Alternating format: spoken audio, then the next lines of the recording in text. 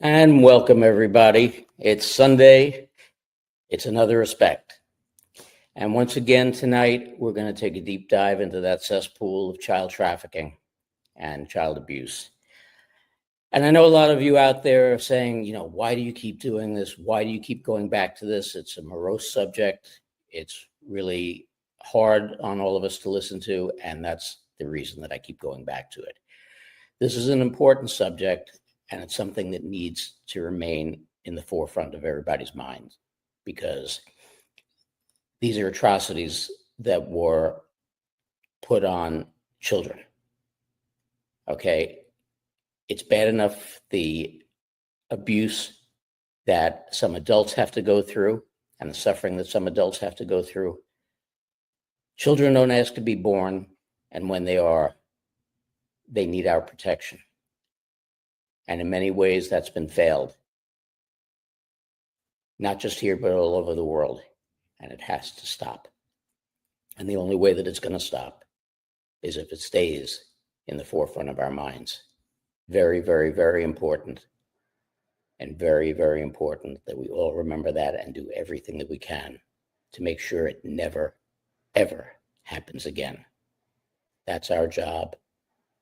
That's my mission with this. And I hope you will support it and understand it and go forward with it. So without further ado, I want to bring on my guest for tonight, Lynne Haggerman. Welcome to the show. Thank you so much for having me on. It's just such a blessing and an honor to be on your show, Mark. It's an honor having you. It's an honor having all of the people who have been survivors of these tragedies on this show, because it's so very, very important that we get this information out and people realize that this isn't some smokescreen. It's not some conspiracy theory. This has happened to people, and it has happened to children. And at any point in time, it could be anybody's child. And the way I've always looked at things that I've seen in my 46 years in the mainstream media, I've always gone by the saying that there, but for the grace of God, go I, because it's not me, it's not my family, it's not my child. But at any moment, it could be. So it's so important that we get this information out there. So tell us a little bit about your background in general, how you got where you are now, and then we'll delve into your experience as a child. I was in a child trafficking ring from the time I was born until I was 5 years old. On my mother's side is generational pedophilia. Kathy O'Brien, whom I know you've had on the show many times, is a friend of mine, and she'll talk in depth about that. My mom was the one that had me go to the child trafficking ring in the neighborhood. It was actually a regional center, and you'll never hear me use the phrase child sex trafficking, because I speak to honor the little girl in me that survived and the other many children I saw that did not survive. And I speak from the little one's standpoint. Sex has nothing to do with this. That's not a concept in their mind. From a little one's mind, it's physical and mental torture. People that came to the trafficking house were law enforcement, politicians, business people, the doctor in the area, people in religious garb. Simultaneously, I was regularly taken to a U.S. University medical center where they have underground laboratories in the tunnels where they would experiment on the children. When I would arrive, many children each time, and they would be separated into those that had a home to go to and those who did not. And first there would be a slave auction to pedophiles. So slavery is alive and well, but it's the children. And then everyone would go underground for the experiments. So the medical university staff, the doctors, the technicians, nurses were all involved. The three-letter agencies were there. I saw them. And during that time, there was experimentation on all of the children. There was adrenochrome harvesting, which happened to me too. There was organ harvesting, rows and rows and rows and rows of children. These were the ones that didn't have homes to go to, and they were on medical surgical tables with tubes coming out of them, where they would have the adrenochrome harvested and the organ harvested and other forms of torture until they were, I use the word executed. I mean, no one survives that. And they didn't use anesthesia. During that whole time, I want to say God is absolutely good. He was there. I saw him all the time. I saw Jesus, angels, demons, went to heaven a lot. Still see all of that, still do. Today, fast forward, I'm an international award-winning human resource consultant.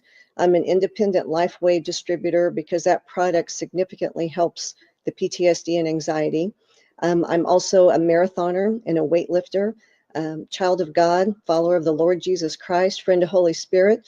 God activated me a year ago in March for such a time as this, to be a voice for the voiceless, to respect and honor the little girl in me that survived, helped other children survive, watched many, many, many not survive.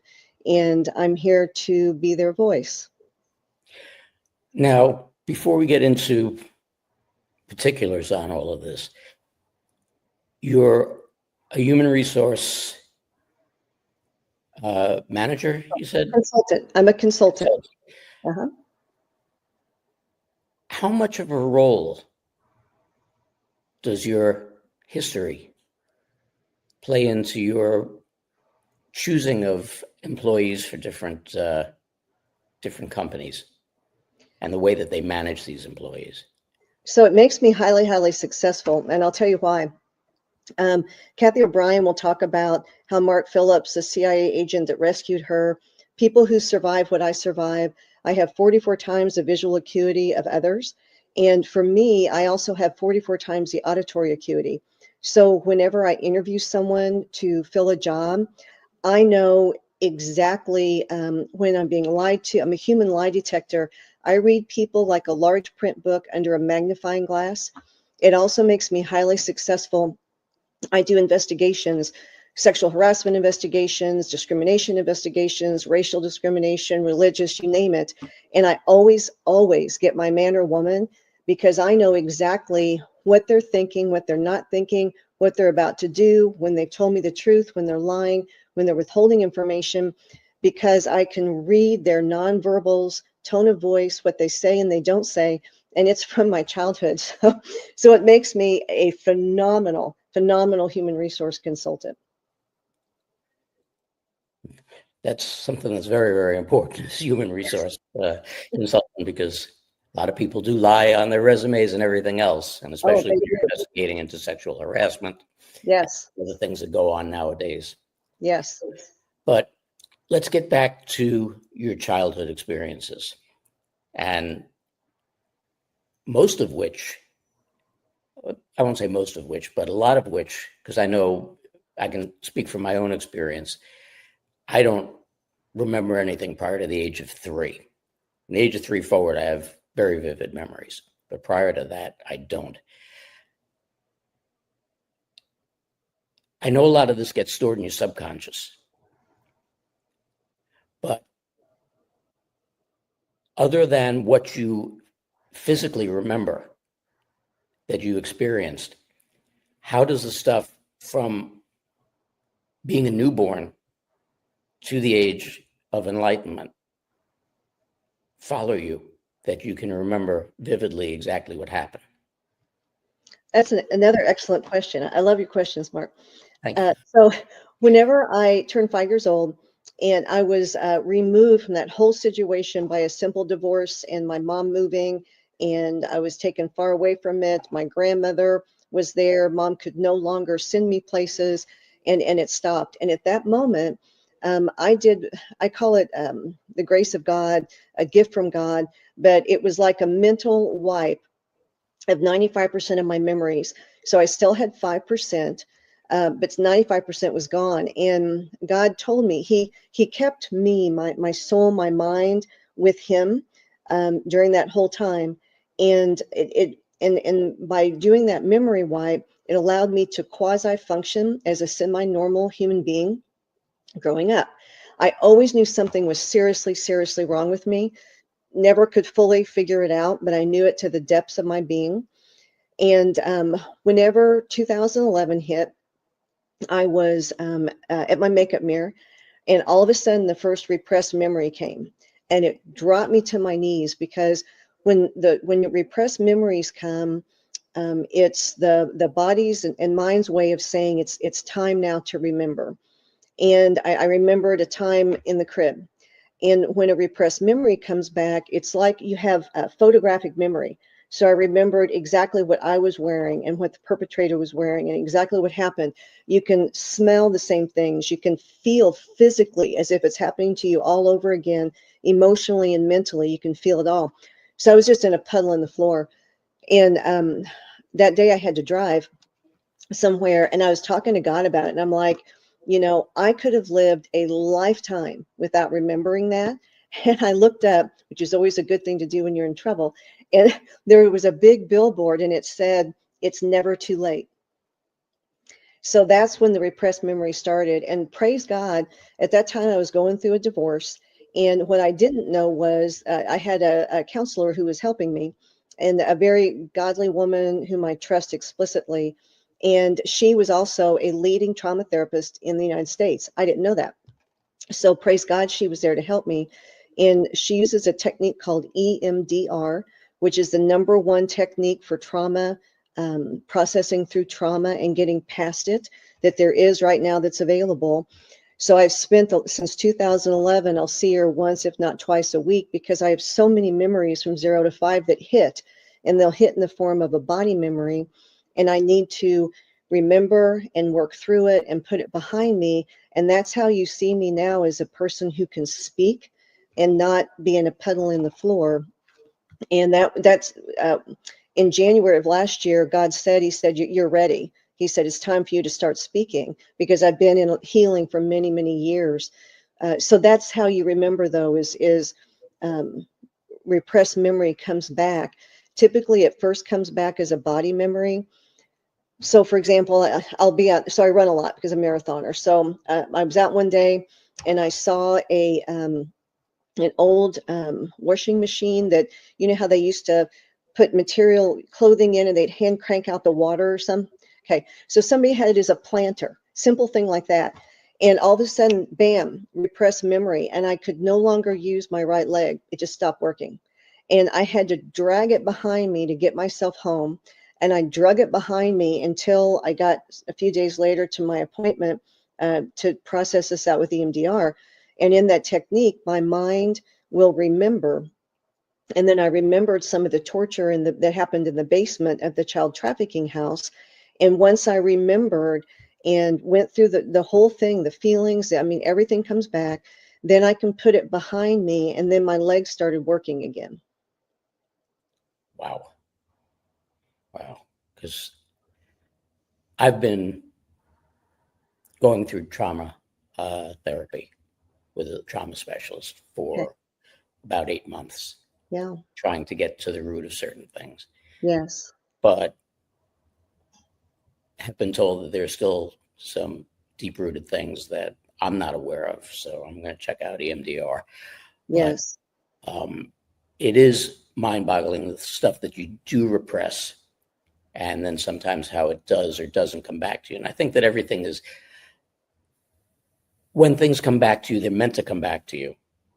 And if they don't, That's they're meant right. not to, for a reason. That's exactly. For a reason. So we know, and we've been told, I shouldn't say we know, but we've been told for a very long time that rape is not a crime of passion. It's a crime of abuse and control, crime of power. It's a different mental state when you're dealing with children and that kind of abuse.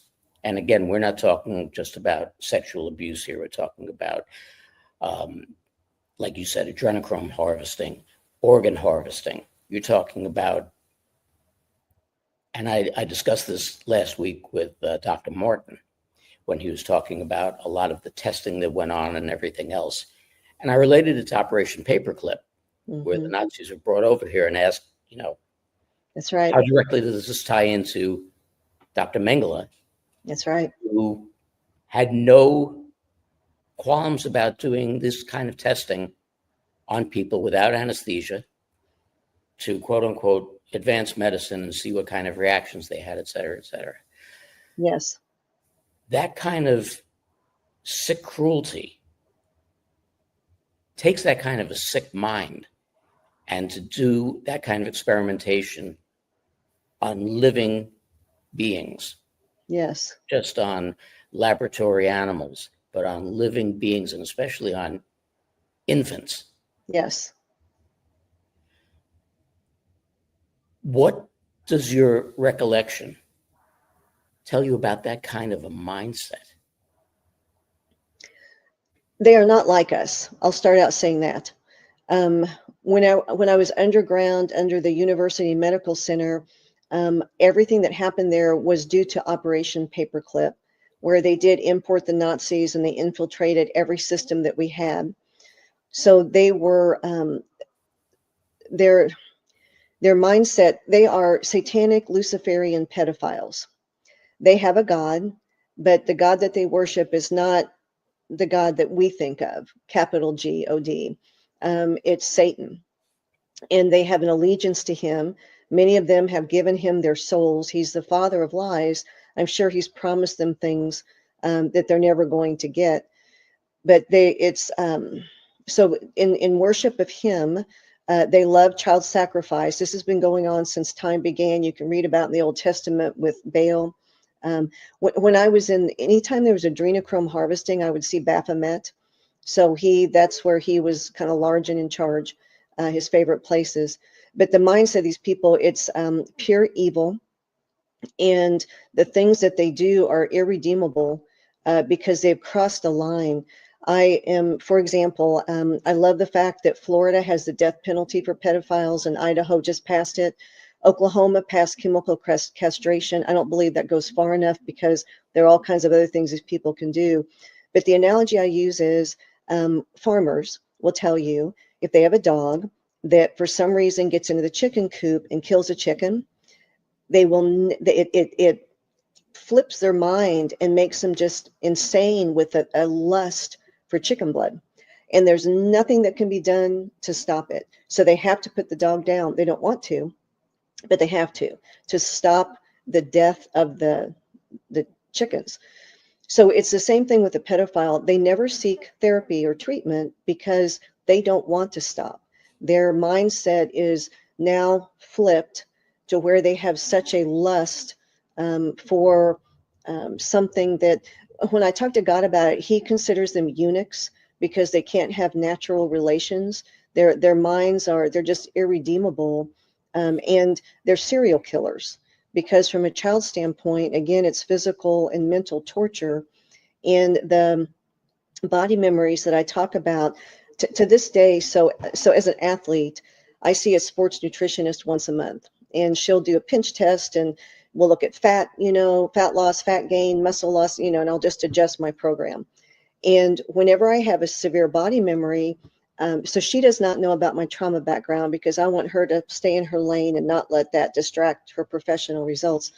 And maybe it wouldn't, but that's just what I've decided. And when I have a really severe body memory, within 1, 2, 3 days, I will instantly lose 8 pounds of muscle just like that. And I'll put on 8 pounds of fat just like that. And it's physically impossible, except she's described it. I remember this has happened several times because I've seen her since 2015. When I go in to see her, she'll say, Lynne, and she'll laugh. She'll go, wow, it's as if your body thinks it's dying. Well, it does. Because every time a child is physically and mentally tortured, their little bodies interpret it as I'm being killed. Because again, they don't fathom all this adult stuff we talk about. I speak for the little ones. They're so teeny mentally, physically. That's how their mind and body reacts. So when I have a body memory that throws me back into those 0 to 5 years, it reacts again as if I was there reliving everything, and my body starts shutting down to survive. So that's proof. That's proof that the little ones, from their perspective, they think it's attempted murder. I want to change the terminology of this whole topic because so that's why I'm very much for those reasons for the death penalty too. Well, as you stated, okay, chemical castration does nothing. Mm-mm. Okay, because we're not talking about child sexual abuse. That's right. We are talking, in many ways, physical murder of these children, Yes. as well as emotional murder of these Yes. children. So, no, chemical castration doesn't do it, because if the person lives and gets out, as has been the revolving door system of our justice system, And justice system. exactly. Yeah, We don't want these people ever, ever out on the street again. that's right.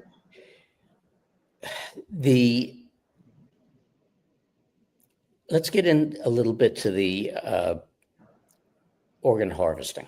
Okay. When you look at organ harvesting, and people, I think that's one of the hardest things people can understand to a certain extent, sexual abuse of children. They can understand the sick minds that it takes to do that, et cetera, but I don't think they totally grasp the ideas of the adrenochrome harvesting or the organ harvesting. To a certain extent, that still remains a quote unquote conspiracy theory. But when you look at it as a survivor of this and the things that you've seen and you recollect, were there particular ages or particular sizes of the children that they saved for organ harvesting above and beyond the testing that they did? Were there particular ages? Did you have to be a particular age in order to generate that much adrenochrome, or where your organs are sustainably transferable to another living being? The adrenochrome harvesting can be done on any age child because you terrorize the child to where the body produces more adrenaline and creates the adrenochrome, which, by the way, I want everyone to know that 3M owns the patent for adrenochrome. You can look it up. So they can be any age, and you can see that as a side note, the use of adrenochrome, I want people to start paying attention to the commercials on TV. And I want you to notice even our entertainers and performers in their 40s and 50s, when they should start having wrinkles like around the eyes, they don't. That's adrenochrome. So we need to start recognizing what it is and what's going on. The organ harvesting, I did not see any of that in babies. So probably maybe at least 2 years old is an educated guess. And from when I was little, the age of the children who were being harvested probably went up to maybe 8 or 10 years old, and that would be it. But first they would be harvested for the adrenochrome as much as they could, and I know it's hard for people to comprehend. So a couple of thoughts here. This Our government is the largest trafficker of children in the world. The number one reason for trafficking, which includes organ harvesting and adrenochrome harvesting, is money. Money, just straight up follow the money. And this is more profitable than drugs, because drugs can be used once. Children, this can happen to them, the physical and mental torture 20, 30 times a day, day after day after day after day after day. And then they'll get to some point where the adrenochrome harvesting and the organ harvesting will happen. They would also do skin harvesting once they were gone. And, you take that back to the Holocaust and those horrific lampshades and things that we all saw. So this is Operation Paperclip and infiltration of the Nazis. But it all comes back to money is the number one thing. Trafficking is a huge money-making event. Adrenochrome is used so prolifically by politicians and entertainment. It's a drug that's very much sought out. And then the organ harvesting, it's all for money. And a lot of this money funds our deep state, which is why I think Doge is such a beautiful thing, because they're going to drill it right down to the trafficking. That's the core of all of this funding. And that's going to, whenever we go into QFS, that's going to stop a lot of this, because they can no longer do all that dark money exchanging. So if people will think of it more in terms of the biggest money-making scheme that our government has ever come up with, that's what this is about. Now, I want to backtrack a little bit, because you brought up an interesting point with 3M owning the patent on adrenochrome. I know you're not a scientist, but would adrenochrome not be considered a naturally occurring substance? So I'm not a scientist, but I have an extremely high intelligence level. And so what I did was, when I started tracing through this adrenochrome and I discovered that 3M had the patent, matter of fact, so SG Nun's a friend, and I think he had that in a show. I think this is what started me down this path, or maybe he, posted it on X or whatever, Truth. But so I pulled every document about this adrenochrome harvesting and 3M and how they did it. And they have formulas, and they'll talk in depth about how they added this certain product to it, but it made it too red. And so people were maybe likely to take it because it looked too much like blood. So then they figured a different chemical product to put. I mean, it was just the links that they went to until they got it just right was just horrific to read. This cold, calculated, it's like, let's forget that this all comes from torturing children to death. Let's figure out how to make this happen so we make a profit. 3M, there are articles on 3M being called to the carpet on this by different news agencies, and their spokespersons like, well, you know what, we didn't really know what that was. We just really weren't aware, but we don't know why we got the patent. That was their and before we all came out of MK Ultra, which really happened during COVID, because so many people would have just been like the zombie robots under the MK Ultra mind control. Yes, 3M did not know what they, and moved on. But now too many of us are awake and realize that that's ridiculous. This is exactly why we're doing what we're doing right now, because people can't be asleep anymore. That's right. Now, obviously, money is the big factor as to why this gets done. Money and power have always been the root of evil throughout history. People acquire the money through whatever means they do. Then they go after the power. And once you have the money and the power, unfortunately, your mind seeks other pleasures, usually not the healthiest of pleasures, mentally or physically. And so this power trip and this abuse starts to come from that. Were the bulk of the people who were doing this, and the people who were, we know the people who were involved in the science end of it, with the organ harvesting, et cetera, were of a particular type.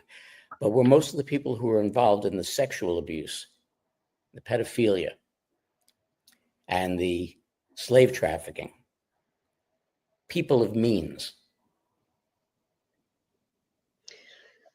Some yes and some no. I'll start with the trafficking house. The people who lived there were insane to have such a thing going on. They were everyday people.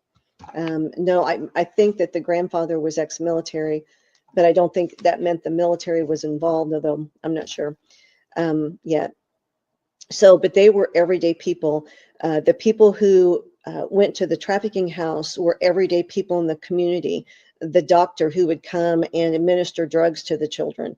I mean, I remember having spinal fluid, spinal taps, because, so anyway, but they were people in the community that were just your business people, your leaders of the church, the area doctor, the area businessmen and women. So this is women, mainly men, a lot of women though too.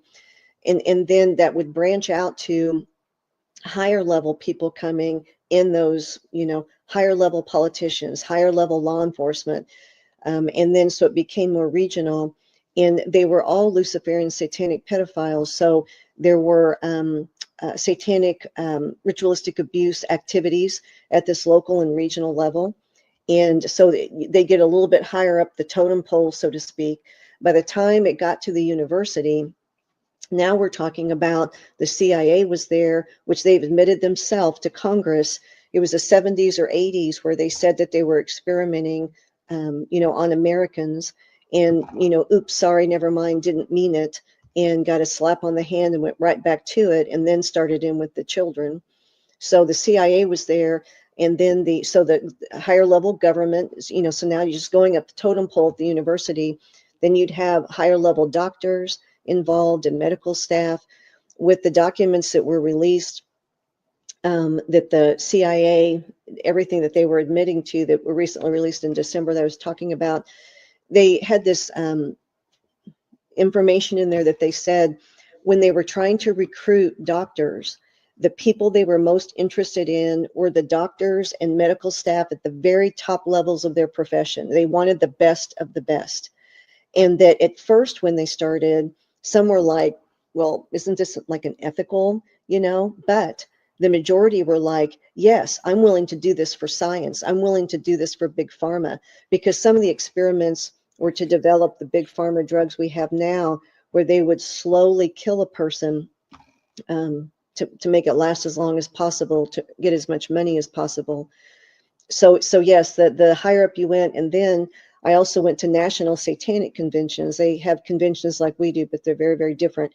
And there's a below ground. And at that place, the highest echelons of the Luciferian satanic leaders were there. And these were scary, scary, scary people. I mean, scary people. See, now this is the whole thing. Now, first of all, basically what you did describe is these are people of means. We're not talking your average farmer or blue collar worker or this or that or the other. We're talking people of means. Even the standard people, as you describe them, who owned the house where this was being done, they weren't doing it out of the kindness of their hearts. They were getting paid for this. That's exactly right. So everybody was either making money or paying money. That's right. For the services that they were receiving. So there's no, let's not mince words and make this, they were the kindly people in the house next door were running this. These are just as evil as the people participating. Now, when you go back and you look at this, and you look at the children who were taken, and especially when we get into the discussion of SRA, for those of you who didn't see the episode with Rachel Vaughn, SRA, Satanic Ritual Abuse, this is, again, even beyond what we're talking about with people who are pedophiles and people who are the sickness of a Dr. Mengele. These are people who are totally immersed, basically, in satanic worship, and will use these children not only for sexual rituals and rites, but also for sacrifice. Yes. What kind of experiences were those?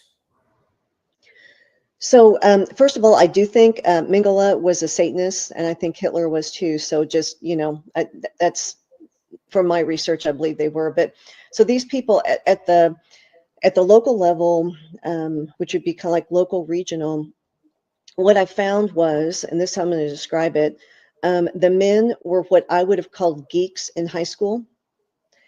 The women were mean as snakes. I mean, they were vicious and very much in charge of everything, and no nonsense, matronly, horrible people. But the men, they were like these submissive little geeks to these women. That would have been locally and regionally.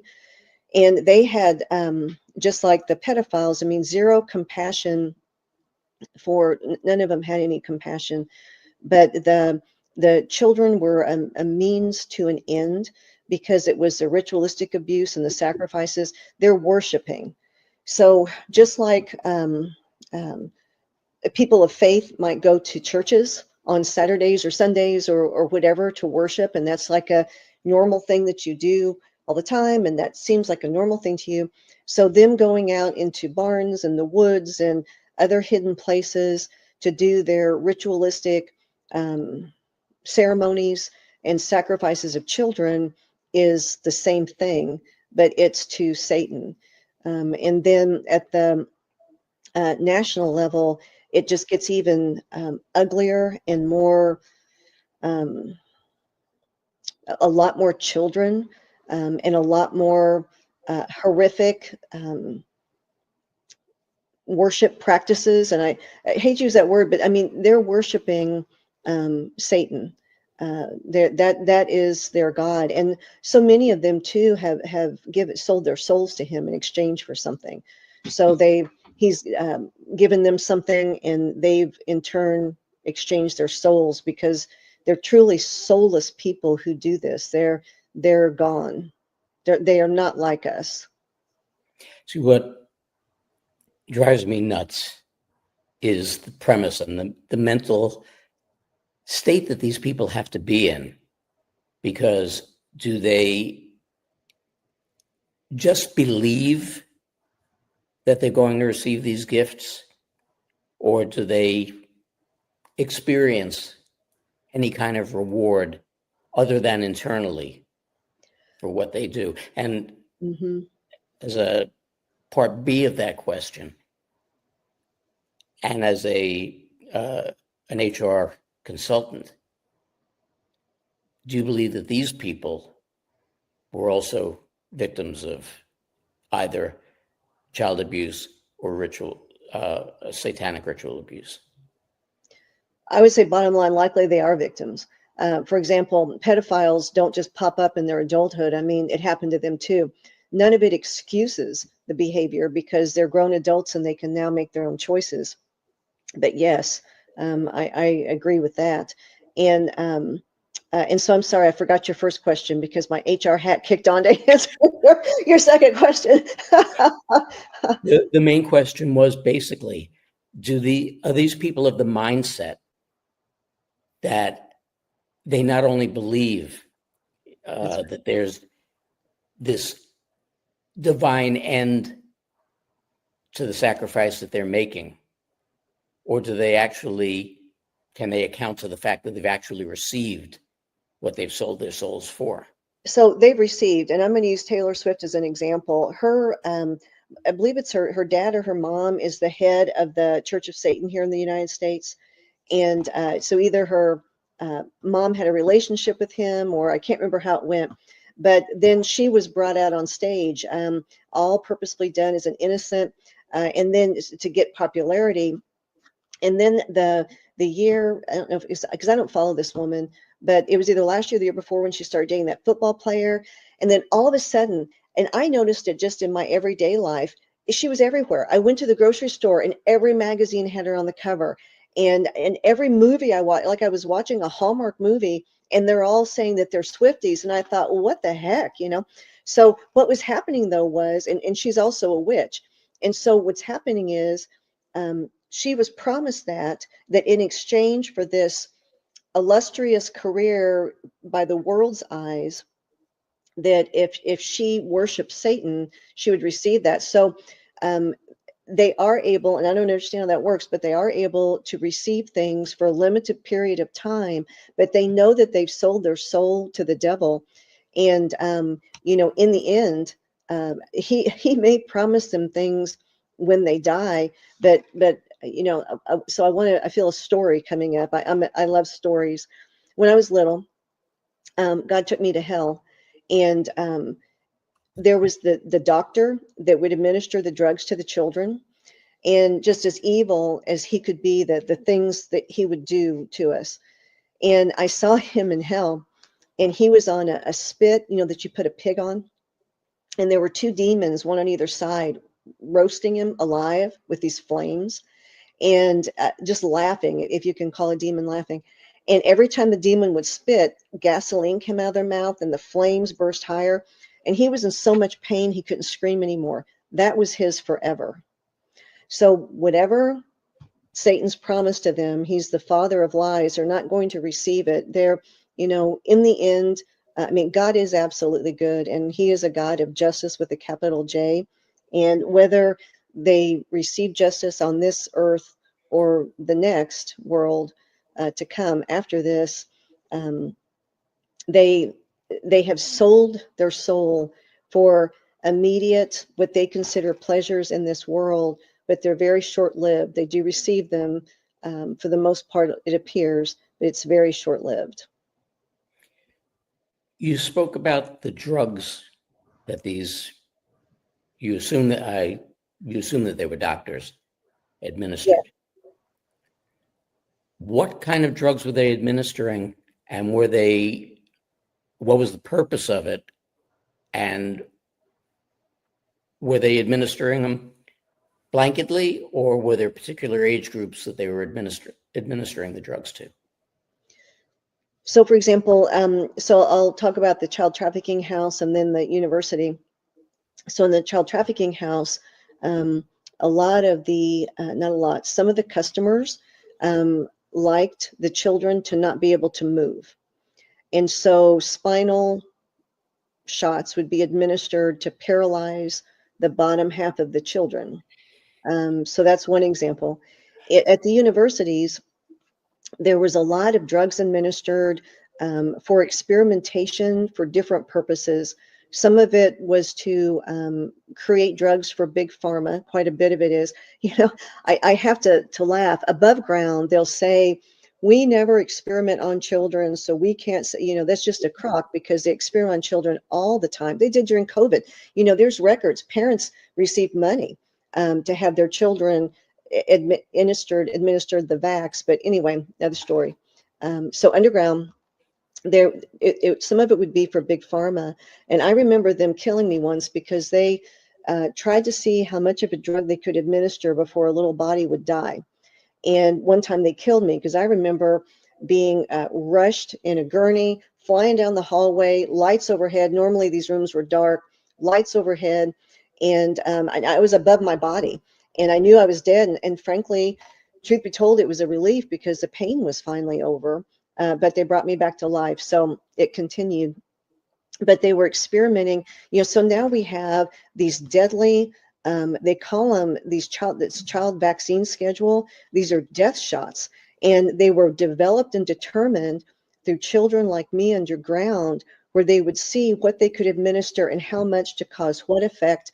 The whole time I was under there, I would have on a hat, Operation Montauk, where there'd be wires and things coming out, and people watching monitors, just like you'd see in an ICU unit, where they would administer different drugs and watch the reactions. And then other drugs they would do. Every time I was there, I would have to tell them out loud everything I remembered, everything. And it was so torturous, the things that they would do to make sure I said everything out loud. And they'd have me on a monitor. And when they would see the part in my brain with the memory, they'd fry it with electricity to try to erase that memory so I could never speak, but God, but military people will talk about this too, how that's happened to them. But, they didn't figure on my God, on our God. And God can do anything. And I have my memories, they're mine and they're precious to me. And I value each and every one. I document and record them as they come to mind because it's me. It's my life. And they tried to take it, but God, I am remembering. But that was another reason. Of course, that wasn't a drug. That was the electrocution part. But I mean, it's mind-boggling. It truly is mind-boggling. The man's inhumanity toward man. That there are enough sick people out there that even attempt things like this. when they would run these experiments, was it almost like you used to see in the old movies, in the old hospitals where it was rows of beds or rows of gurneys, or in an orphanage where you saw rows of bunk beds or gurneys and this and that and the other, and they just had everybody laid out of varying ages, ready to either terrorize them or rape them or harvest their organs?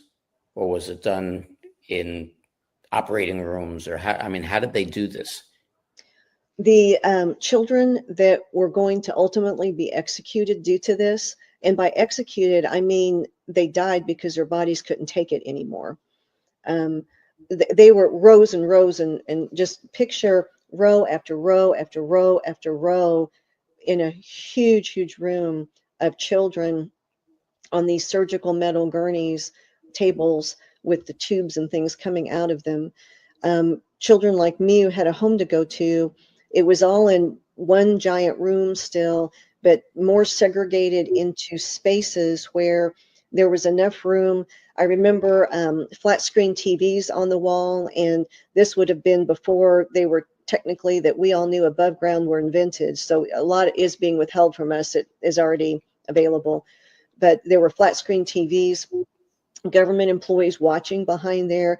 I would have to presume it's the CIA, since they're the ones admitting to everything, but I don't know which agencies could have been in addition to the CIA.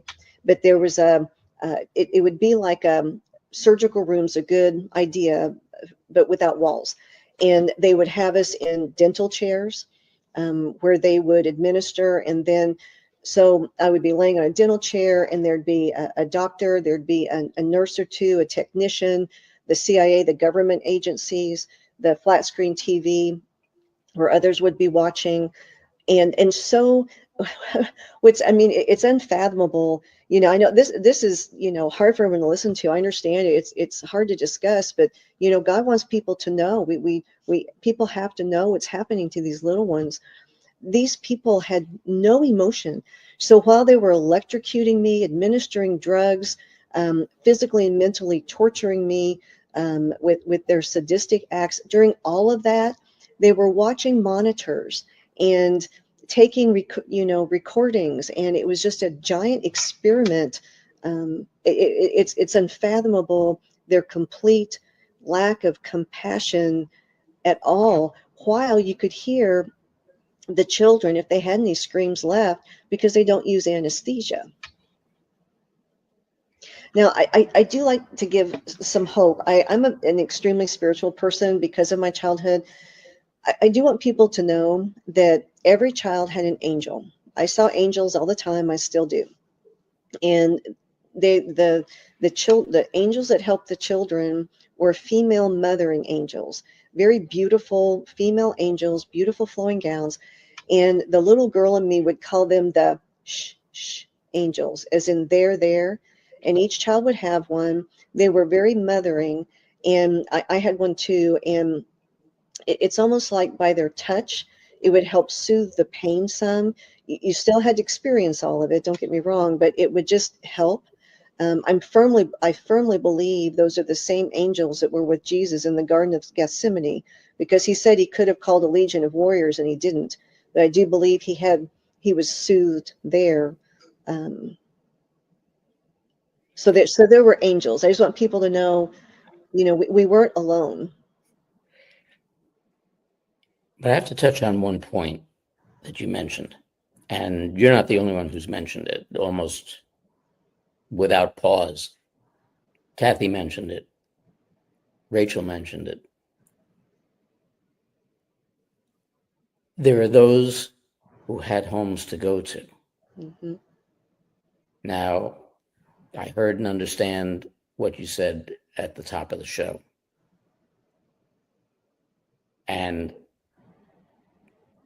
no offense to you or your family, but what kind of mindset, what kind of parent, what kind of mother allows their child to be on an ongoing basis for a period of 5 years, an infant taken into situations like this, abused sexually, operated on, possibly never coming home again. And then on top of that, and I understand that you also said that there was law enforcement that was aware of it and involved in it. Where are the reports when these kids don't come home? The reports. So the children who had homes to go to were treated differently so that they could go back home. And the ones that didn't have the homes to go to, there was no record of them anyway, so they could do whatever they wanted to do. So reports, so much gets buried. It's a topic in itself. Our judicial system is extremely corrupt, and there are good people everywhere, but there are enough bad people to where I will tell people, if whatever's happening in your world, if you can stay away from law enforcement, out of the judicial system, you'll be a lot safer, and so will whatever child is that you're trying to protect. I know it's unfathomable for people about the family situation. You're right, Kathy will talk about it, others. For me, my mom hated me from the time I was conceived. I'll never know why. She passed a couple years ago.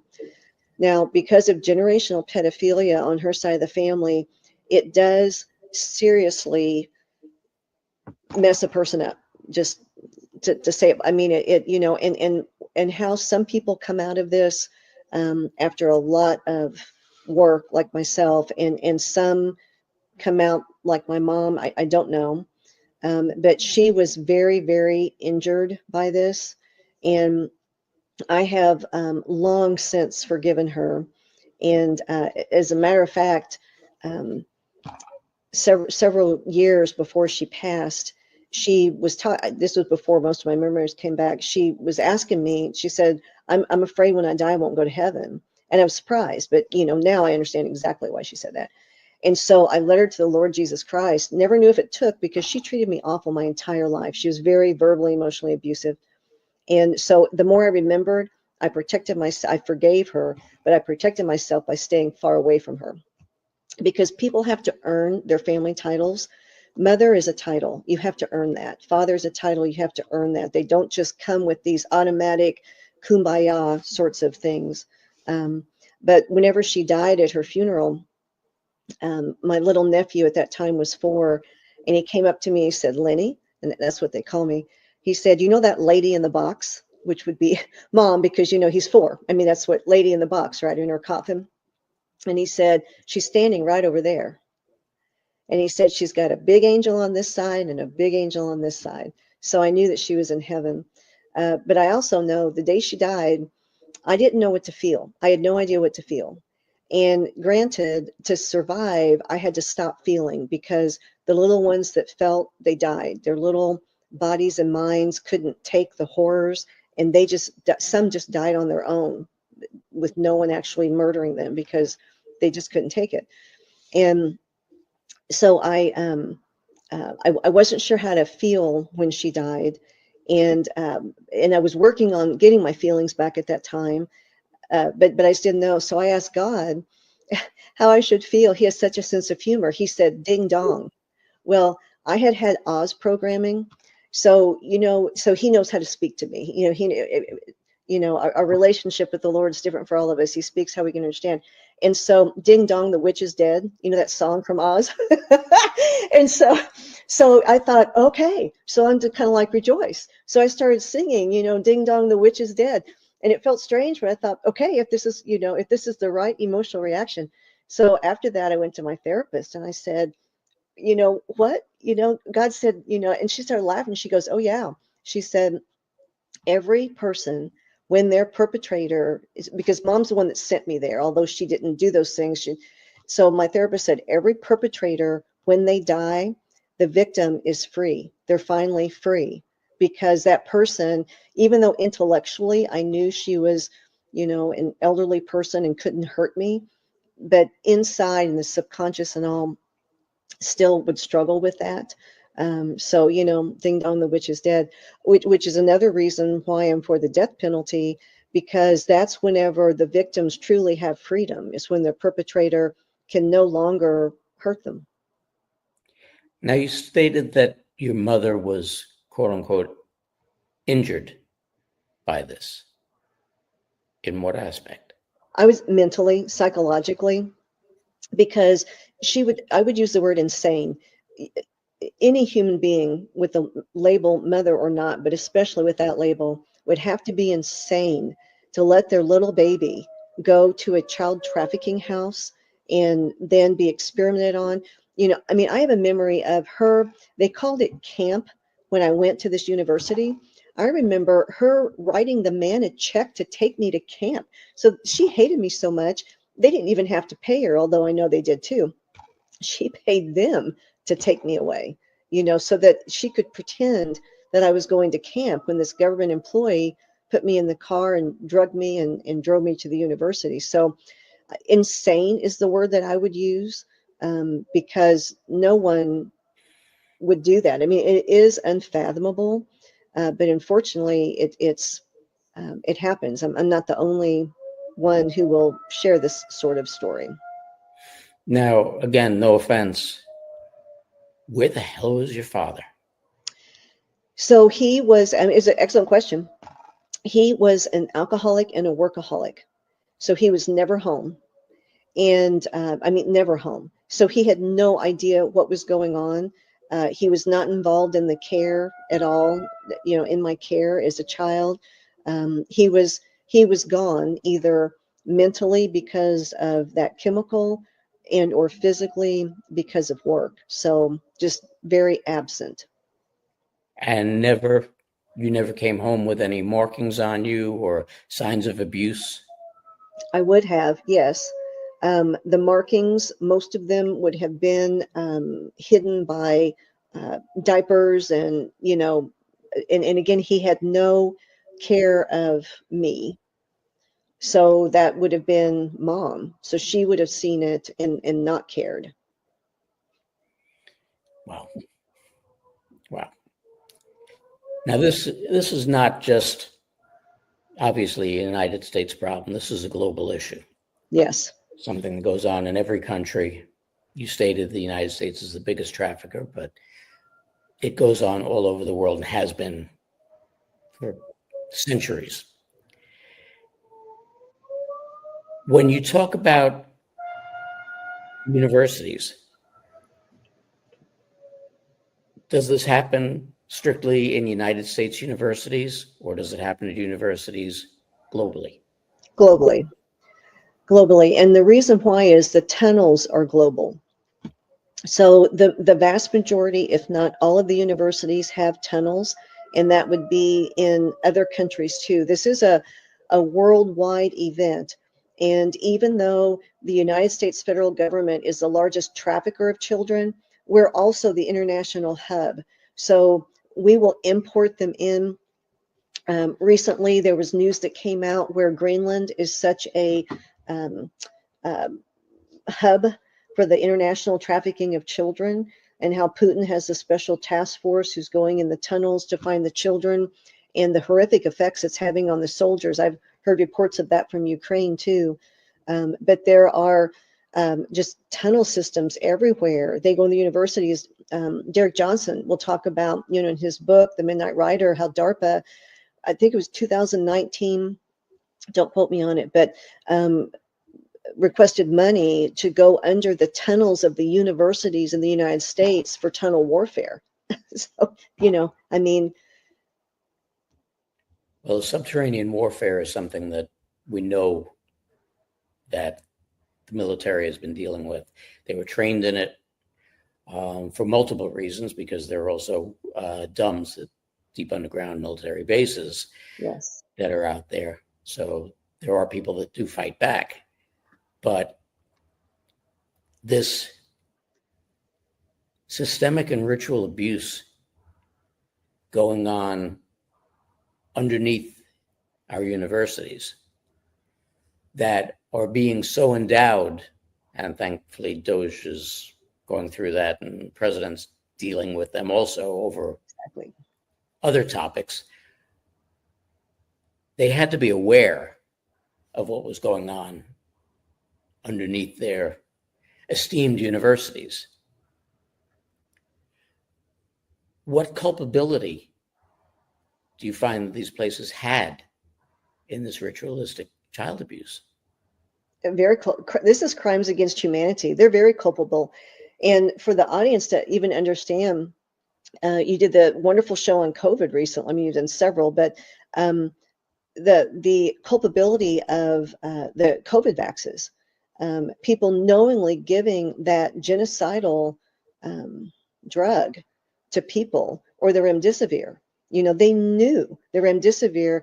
I mean, studies have been done where when they gave remdesivir, I believe it was in South Africa, it had a 53% kill rate. So what the heck? I probably learned that on your show. I don't know. It was very informative when I was watching it. It's like, what?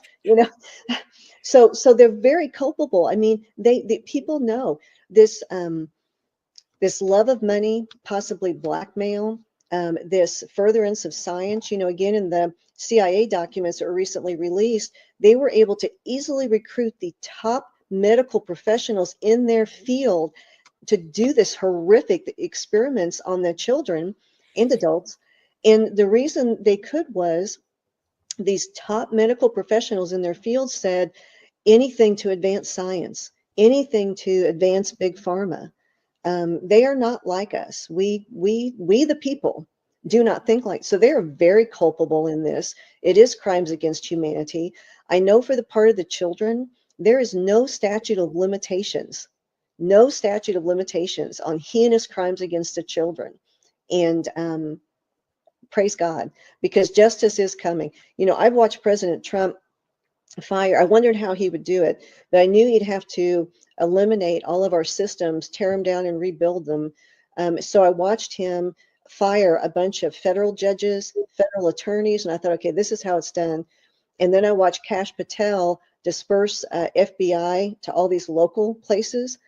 And as an HR consultant, I know it's very easy to go into a company and see who are the good ones and who are the bad ones. I mean, that can be done. So I believe, with the plan before Trump took office, they knew exactly who the good FBI people were, who were left, and who the bad ones were. And so I believe that's for justice to start being done at the local levels too, because our justices have been selected, not elected. And of course, the maritime judicial system too, there's no justice there. Well, this is something and a whole other topic, but it's something that thankfully is being addressed, and thankfully there is no senior moment. Statute of limitations. Yep. On this, because no matter when it was done, no matter how long ago or how recently, these people need to be brought to justice, and justice has to be just, biblically just. Now, we know that, and we learned again this past weekend, that University at Chapel Hill was very, very big in the creation of COVID. Yes. And furthering the distribution of it. These universities, how high up their hierarchy, or let's put it in the opposite direction, how low do you think knowledge descends? Do you think that there are just the board members who are aware of it? Do you think the deans are aware of it? How low do you think knowledge of these actions descends? Because again, we're talking about culpability here, and it's crimes against humanity, violations of Nuremberg Acts, there are a whole bunch of violations that have occurred through these actions. How far do you think it descends? All up and down the chain of command.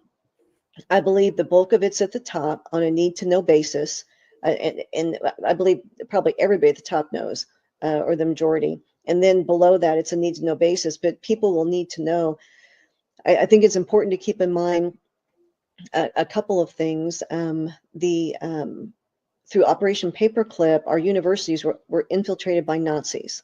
So that's the first thing to know. And now we're into probably the third generation, possibly. So that's part of how this can happen. The other thing is with the CIA documents that were released in December, they will talk about the funding. So our government funds the universities, and this thing with money, people, money, money, money. I just, I watch myself get sold for money. I have a whole different take on money than most people, because the love of money astounds me, what people will do for money. I just, they can't take it with them. I have no idea why they treasure it so much for this short time on earth. The things that they think it can buy them, I'm astounded. But they're funded by our government.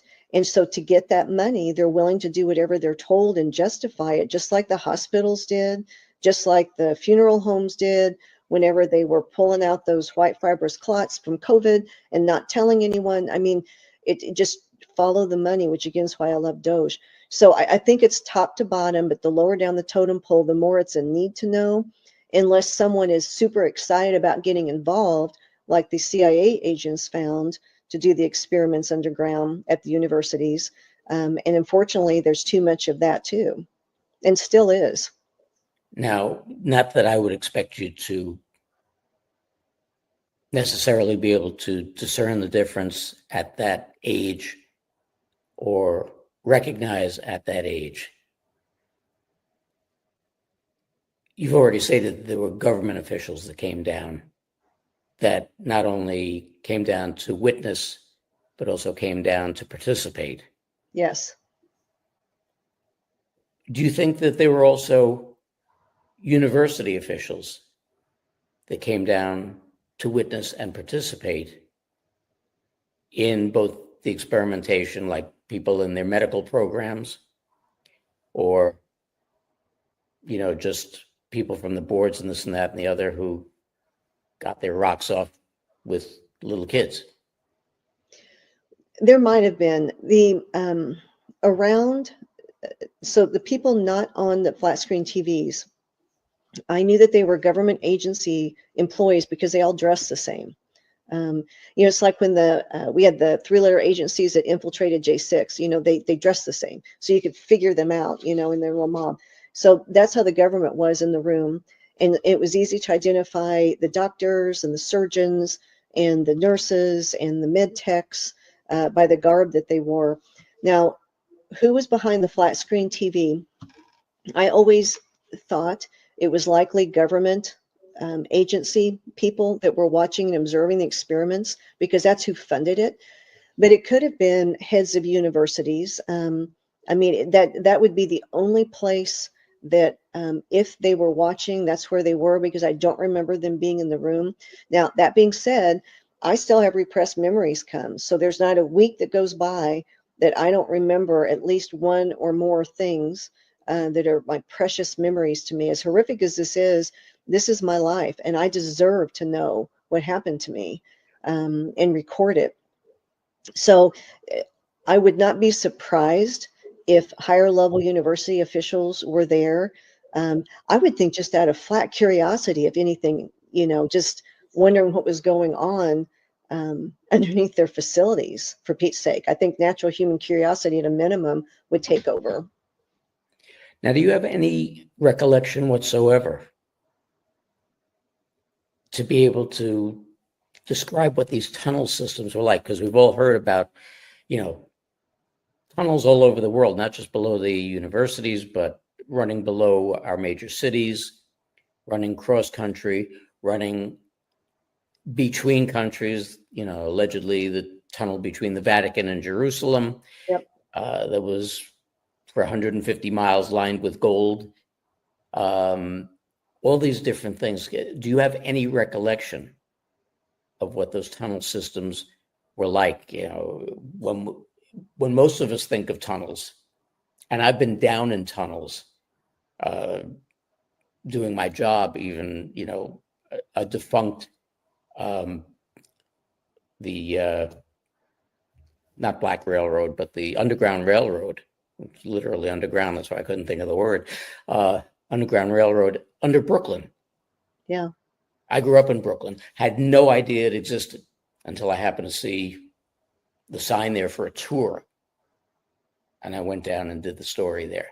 So people know that there are tunnels. And when they think of tunnels, they think of subway tunnels, or they think of even the underground tunnels in DC going from the different, the Senate building and the congressional buildings. What were these tunnels like? Were they just caves, or were they really almost like underground manufactured cities? I would say more underground manufactured cities. They weren't caves. And I do believe when people think tunnels, they think more of like maybe caves they've explored, or pictures that a lot of times if you'll do a search online of tunnels, it'll look like carved out, like mining kind of thing. Yeah. So they're not like that. Very, very, very sophisticated. So with me being under the universities, there was still harvesting and organ harvesting and medical procedures being done. Not that things were sanitized, but they were sophisticated and nice. And they would have a lighting system, or else it would be pitch black, because I can remember some hallways where the lighting system wasn't turned on, and it looked like you were, you know, in a cave without lights on. But they're it's like being above ground in a facility, exactly like if you're below ground. When the attacks were in Israel in October, was it just last year? Or was it the year 2 years. before? Okay. So if anyone followed those pictures, they showed all the hospital facilities they have underground. And they're beautiful facilities that can easily take care of soldiers or anyone who's injured. So look up some of those pictures if you want some good pictures, because they look exactly like above ground. It's exactly like above ground, but it's not. So picture, you know, you're walking down a sidewalk above ground. Well, just picture that enclosed, you know, because they have tunnels to walk through, and then of course the tunnels for transportation too. But they're everywhere. They comb the world. They're under the ocean. If your followers will get an earthquake app, the majority of the tunnels are 6.2 miles down for whatever reason. You can track the war underground, and it'll say an earthquake, and look to see if it's 6.2 miles, and you can see where the war is, and it's everywhere. This is a worldwide event, and you'll see it with your own eyes what's happening or where it is. And not to dredge up old memories or have you relive them or anything, but 3, 4, 5 years old, when they're not really hidden in your subconscious, except for the really horrific stuff. What kind of experiences do you remember occurring not only to you, but in and around you? So some examples, and I'll try not to get too graphic, because I'm not sure people can take that. So, for example, at the trafficking house, there would be in the basement, there would be a room where, remember when I mentioned that old-fashioned washing machine? Okay. Or maybe it was the dryer, because you're wringing the material out. I'm not sure what you call it. That's the washer, yeah. But there was a dark room where that was held, and children would be lined up to be tortured, putting their fingers through it. So one of the, if not the most horrific part of this whole thing, is hearing other children scream and waiting your turn.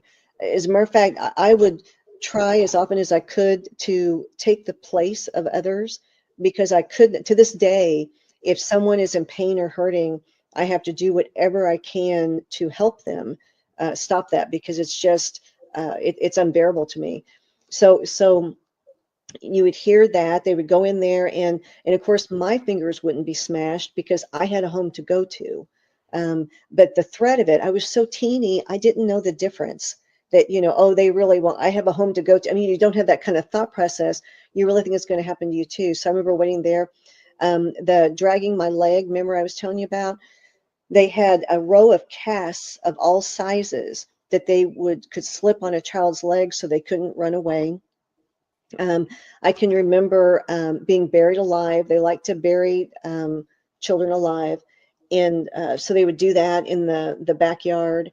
And I remember I had a cat when I was little named Blackie, because it was black. I mean, picture how little I was, Blackie the cat, right? And they hung Blackie from a clothesline and killed her, or him. I don't remember which it was.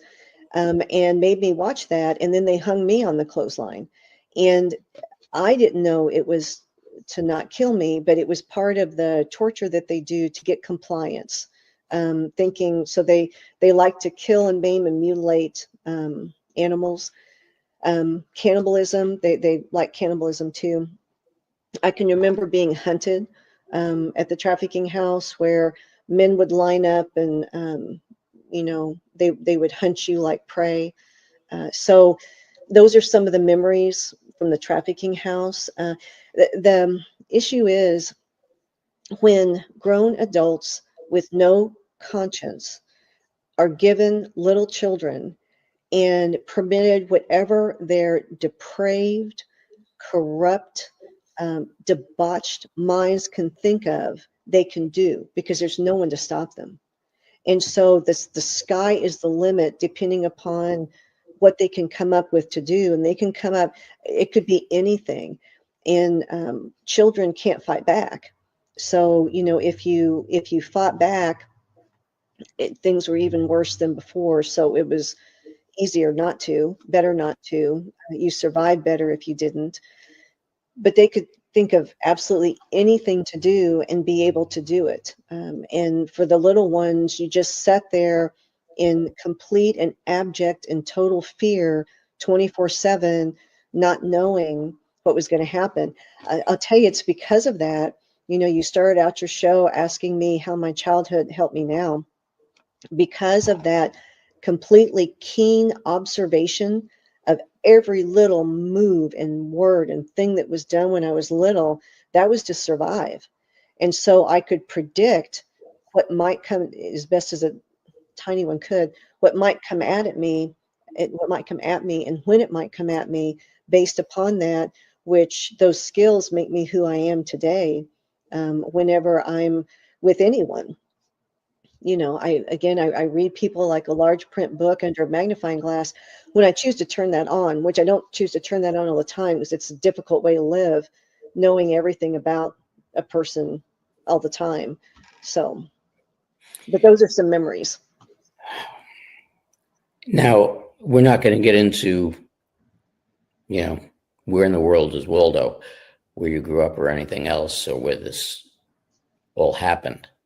But from what you described, this had to be a fairly rural area, because otherwise my next question would be, where were your neighbors? Especially while hunting parties were going on or hanging you from a clothesline. Where were the neighbors? So this is Anytown, USA. I'm going to say, and worldwide. But what I want to encourage people to do is open their eyes. Open your eyes and say something and do something. The neighbors had to know. People had to know.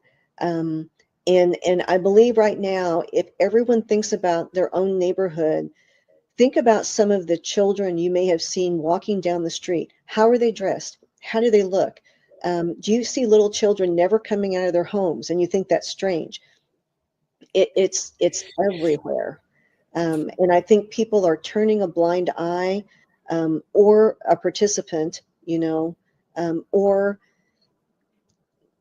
yeah, I think a lot of it's turning a blind eye.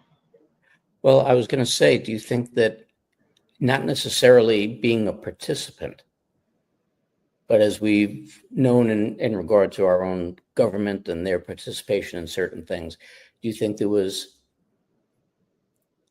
were threats or blackmail going on with some of these people that, you open your mouth, you're next or your kids are next? There would have to be.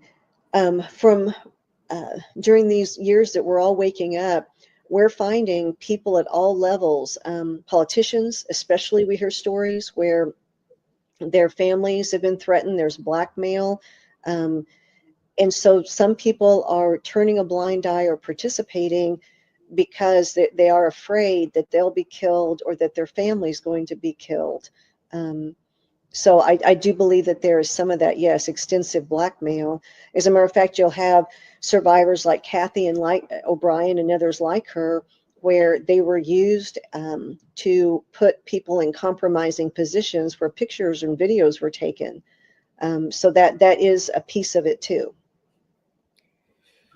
Now, what you described before was above ground and the experiences that you had there. And just out of curiosity, before I move on with that,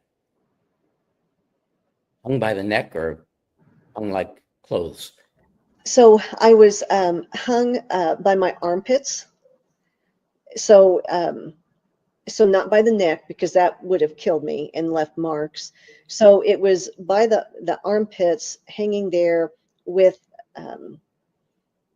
I won't say imaginary, but everything else, every other part of the hanging was like loose, and it wasn't going to hurt me. But as a little one, I didn't know that, So, so they tried to mimic what they did to my cat with me, but not fully, because it would have left marks. They're very good at what they do to not leave marks if they But it can. did stimulate enough fear. Fear, oh, complete fear, because there was adrenochrome harvesting at the trafficking house too. There was an adrenochrome harvesting room where the children would be chained to the wall, and the room would slope down with the drain in the bottom of it, because one of my jobs was to clean it. And so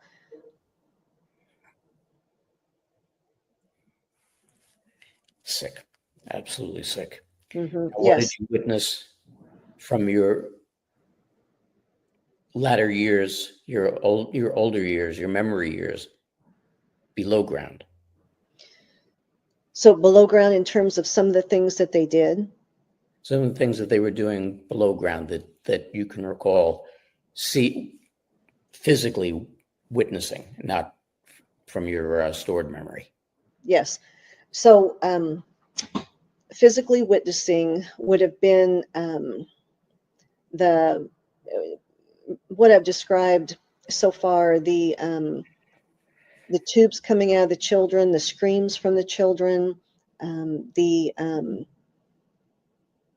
when they would finally die, I would see them begin to remove the skin from the children, and the sexual assaults were horrific, and frankly, they below ground, they were part of the experiments, because you were always hooked up to wires and monitors, so they were studying the brain and how it worked, and in their attempts to control people, which is why, above ground, that's how we got to the point of COVID, because they'd learned enough tactics below ground to control the mind, that they knew exactly how to terrorize people above ground to get them to do things that normally they would never dream of doing, thinking it was keeping them safe and they wouldn't be killed. It's the same stuff, but mine was below ground. I can remember being having my eyes pried open permanently. Do you remember that Mel Gibson movie where they put toothpicks in his eyes? Gosh, what was the name of that? Anyway, similar, wasn't toothpicks, but if you have your eyes pried open like that, just imagine for any length of time what that would be like. Sometimes when the pain would get so bad and I would pass out, I know that they would take like safety pins, but thicker, and stick them in toes and fingers to try to get me back up. They like to put a lot of things under fingernails. They would do all sorts of sexualized types of experiments too that I would remember. So these were essentially modern day medieval torture chambers. That is a good word. You know, the word I use is Holocaust. It is a Holocaust of children down there. Just like we heard in the concentration camps, it is no different. They have these, but these are the little ones. They can do anything they want to. And it is from Operation Paperclip continued through our government and the CIA from Hitler and Mingler, correct? Mengele, yeah. Man, thank you. It's the same thing. It's a torture chamber, but it's no longer medieval. It's sophisticated, you know, using today's technology, because above ground we're so far behind what they can do below ground, what they've hidden from us. Now, from what you were just describing and the manner in which you described it, was this also kind of an introduction or a furtherance of MK Ultra? It was all part of MK Ultra, because part of the torture was the mind control. How they were trying to figure out. This is all ultimately about the New World Order agenda. So they were trying to figure out how to control a mind to get the body and mind to do things it normally would not do. You know, how do you get there? So the drugs, the experimentation, the torture, the observing, the monitors. So then, for example, you know, COVID is what I go back to. They brought it above ground. So first in MK Ultra, they terrorize you so much that you start because your conscious, free thought, analytical skills shut down because you are in fight or flight.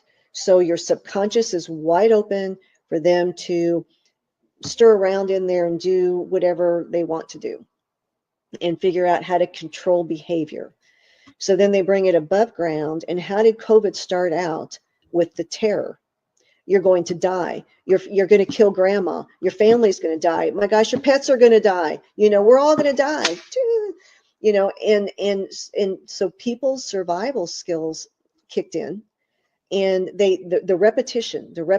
You know, mainstream media, the same talking points because of Operation Mockingbird that the government, you know, can do that to us now. So the same talking points repeated over and over and over. You're going to die. This is a crisis. And then people's logical, analytical, everything shut down. And their minds, they learn this underground with the children. Their minds opened up then to, you know, I will do whatever I have to. This is like the little ones. I'll do whatever I have to stay safe and keep alive. You tell me to do this, I'm going to do it. You tell me to not do this. And again, for them, it was more about the pedophile agenda. You know, I'll do whatever you want. Just stop this torture. You know, this is mental and physical torture. The mask, that was physical torture. That was torture. You know, it was absolute torture. I couldn't wear one because it took me back underground. But that's how COVID rolled out, which is why we have to fight with every breath of our being, you know, if they try to do something else, because it's not real. It is not real. We are part of a project, an MK Ultra project, which is part of the New World Order. They have all of this planned. They've been planning it for a long time. COVID was well thought out before it was brought above ground, along with like their death shot solution with the vax, because the children were experimented on and adults below ground so that they could figure out how much of a death shot to give, again, so it normally didn't kill them. It would maim them enough so Big Pharma could kick in and earn even more money as long as possible while people died miserable, slow deaths, because these people aren't like us. They enjoy that. Well, fear is the biggest motivator in the world. Hmm. And the agencies, the criminals, and the powers that be use fear at every turn that they possibly can, because it is the great motivator. Fear and anger. But we went over before the size of the marketplace that's out there for organs, for body parts, for adrenochrome. And you stated that the U.S. is the largest trafficker in this in the Yes. world. We know there's evil everywhere.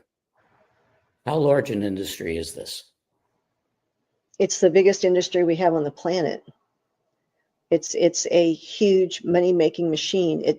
Because it never ends. The number of times a child can be sold before they succumb to death or are killed, the number of organs in one body, the amount of adrenochrome that can be produced, even after death, the skin that can be. I mean, it is a huge money-making activity, and because it's so secretive, and God bless you for airing and showing stories like this, because they get away with it because it's so secretive, and people, it's hard to talk about, it's hard to listen to. I know, I understand, but that is what gives them power, because they can continue their dark, nefarious activities because of the unintentional ignorance of those above ground.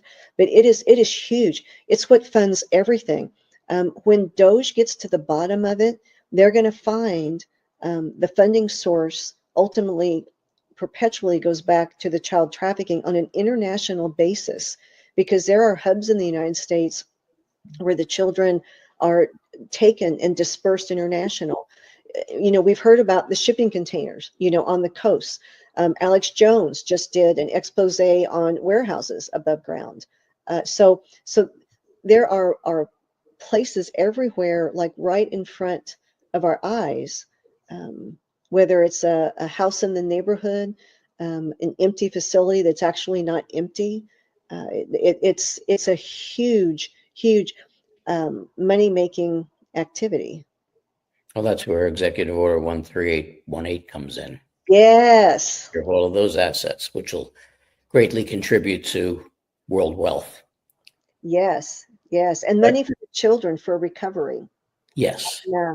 My one of my websites is Q, as in the letter Q, and then grit.org. And God named that after that John Wayne movie, True Grit, where that little girl comes.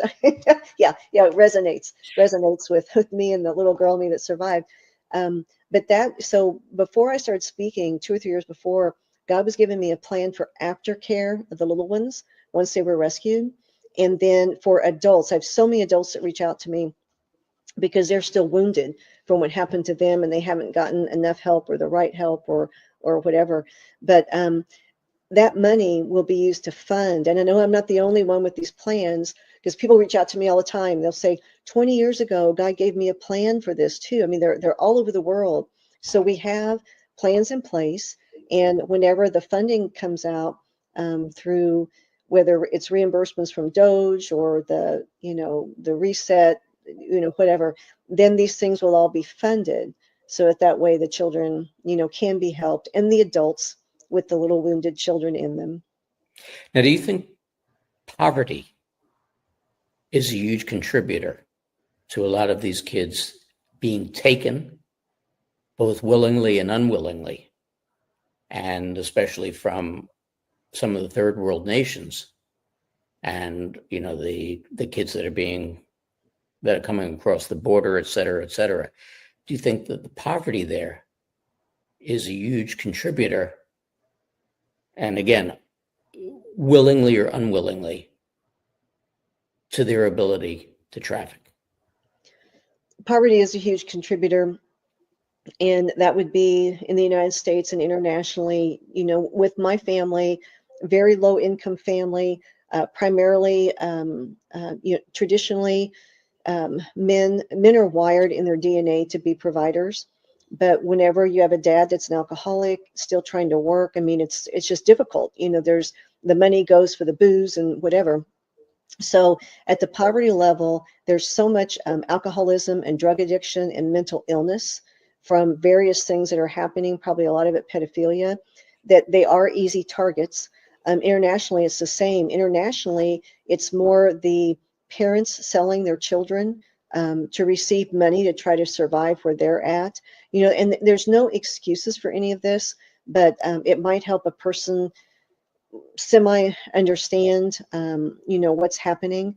Now it's the evil also happens at higher there's no income that isn't subject to the pedophilia, because pedophilia comes regardless of age or race or demographic, or but the trafficking normally comes in the lower income, getting back to money, trying to attack those who don't have it, or people who don't have it trying to get it by selling what they have, which would be their children, for trafficking. Very sad situation. Mm-hmm. Very. Yes. So as we go to wrap this up, what do you feel is the future in regard to this? What can, not even so much the future, what can people do now? How can they be aware and mitigate prior to all this coming to fruition? What's transpiring, the situation of if you see something, say something. How can the average citizen help to stem this tide? Yes, thank you. So with the limited time that we have, I first encourage people to go to my qgrit.org website. It is full of information on how to identify if a child's being trafficked, how to identify if a child's being abused. If you see a little one you love, when you identify the signs, what to do next. So all kinds of information there. But for today, Border Czar Tom Homan has deputized the end of February every U.S. citizen to find the missing children, for example, that have come across the border. And they say 300,000, but those in the know say it's more like 900,000. So there are a lot. And his recommendation is, if you see something, say something, which for this population is to contact ICE. Now, three-letter agencies are a problem to me and your audience that's listening. However, I will say this: trust the man, trust the plan. I believe before, this would be like Kash Patel and the FBI. Before Trump came into office, they knew who in ICE were the good guys and who were not. So on my website, there's a page on ICE's phone number. If you see something, say something. So if you see a child that you think is being trafficked, to speak up and say something to ICE. You can call in anonymously. You can fill out an online report anonymously, so you don't have to say who you are. But I think initially now what we can do is open our eyes to see the prevalence of it. And there are signs that I mentioned on my website that you can look for to at least first steps to know and be aware of what's going on. At that point, ICE is our go-to to take action. Other than that, if it's something that's blatant, like I was in a neighborhood one time and a car stopped that didn't belong in the neighborhood, and a man got out to take a little 3-year-old who was playing in her front yard. And luckily the person that I was with ran over and stopped it, or she'd have been kidnapped. So this happens in plain sight. So if you can safely do something, do, like in this case. Otherwise, be aware is our best choice now, and contact ICE. As Tom Homan said, he would rather have 1,000 calls that amount to nothing and save one child, by call 1001, than not to have any. So that is our go-to right now. I believe soon it will get to the local level.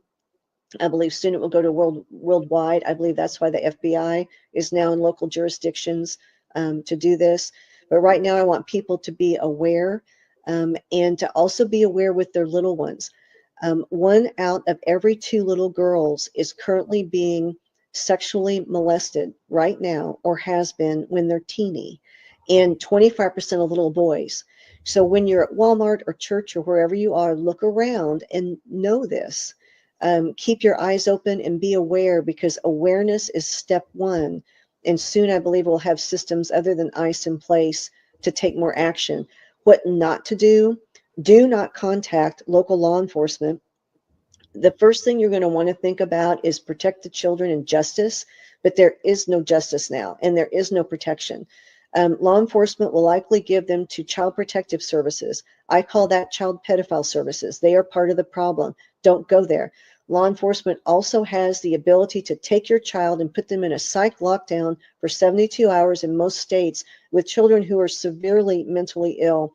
You do not want that for your little one after they're going through this. Don't enter the judicial system. There'll be time for this later whenever things are turned around, but this is not the time.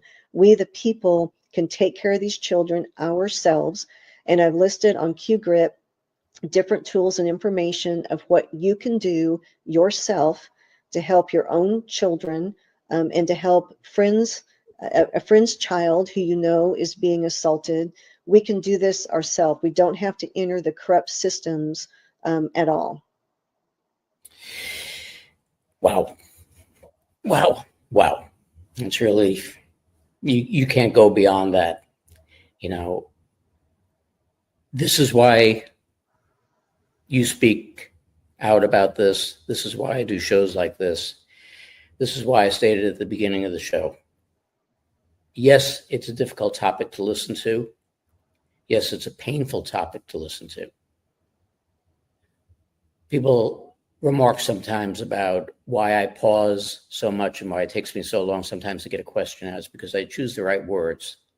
That's why I refer to people like Lynne and Rachel and Kathy, not as victims, but survivors. Mm-hmm. There's a manner in which we have to look at this, and it has to be kept in our face until it ends. And then it has to remain right here so that we don't ever forget and we don't ever allow it to happen again. None of what we're experiencing should ever be allowed to happen again. Lynne Scott Haggerman, I thank you very much for coming on and opening your heart and your thoughts to bring this to the people. It takes a lot of bravery to do that, and it takes a lot of guts to have survived what you did. And we're thankful that you're here to share with the people. Well, thank you. I mean, God bless you for having me on, and God bless your listeners. Everyone who's listening, I know it takes courage on your part too, to hear this and to try to comprehend it. And I'm so grateful that to your listeners that they were willing to hang through the whole show and listen and try to understand, and comprehend, and become part of the solution, because we the people can do this. We do not need the corrupt systems. We need each other. And we need some tools, and we need some facts. We need some knowledge, and we can do this because the children need us. This is about the little ones. This is putting aside any differences we may have as adults, and it's time for the children. We need to focus on the children. They're our future, and they're the ones that need help. And I just, God bless you, Mark, for continuing to have this topic on, and for your beautiful audience that's willing to listen. Thank you. This platform is all about unity, and that's what we have to start doing.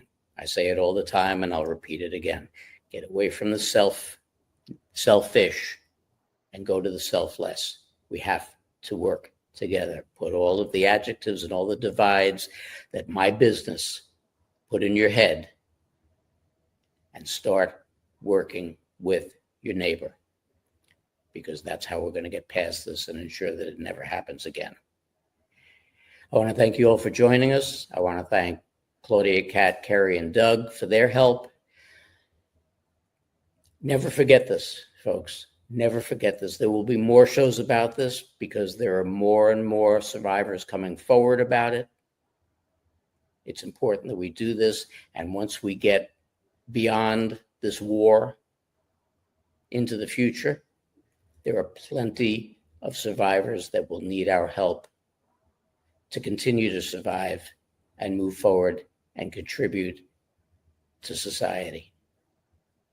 Thank you again for joining us. Thank you again, Lynn. Everybody have a good night. We'll see you next week again on Respect. Good night, everybody.